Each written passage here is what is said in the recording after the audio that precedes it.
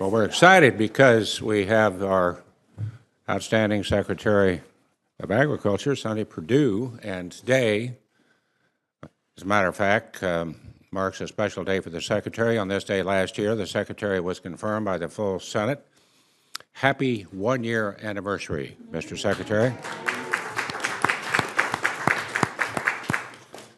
At the time of your nomination hearing last year, agriculture needed a voice, a champion, an advocate at the highest levels of government, and that is even more so today. Producers in Kansas and all across the country, represented as well by everybody here at the table, are going through a rough patch in the agriculture economy.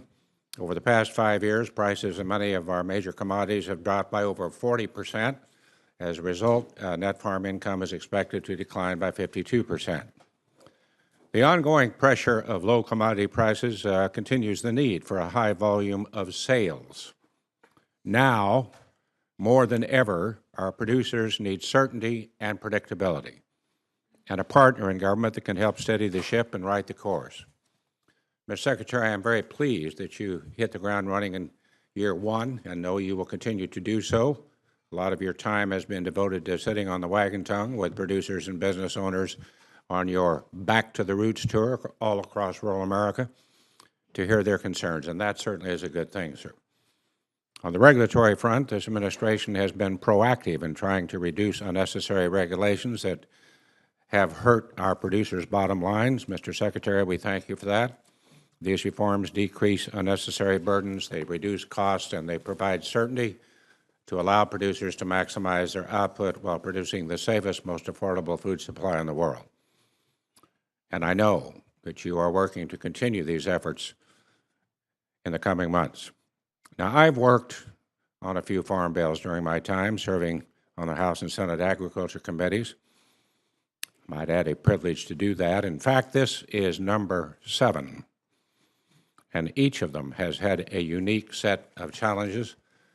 This bill must, unfortunately, do more with less, and it should ensure programs that operate efficiently and effectively and serve their original intended purpose.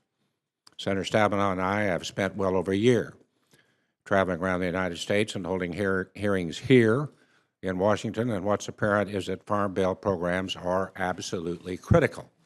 To that end, this committee is doing its work in a bipartisan manner to make tough choices and to provide producers from all regions and commodities with the certainty and predictability that is needed to be successful. That is our number one issue. And Secretary Perdue, thank you for emphasizing the importance of reauthorizing the Farm Bill. In order for the Farm Bill to reach its full potential, U.S. agriculture must also be a reliable supplier around the world. This obviously is not a new concept. In the early 1990s, as ranking member of the House Agriculture Committee, part of the job was touting the benefits of the brand new North America Free Trade Agreement, or NAFTA.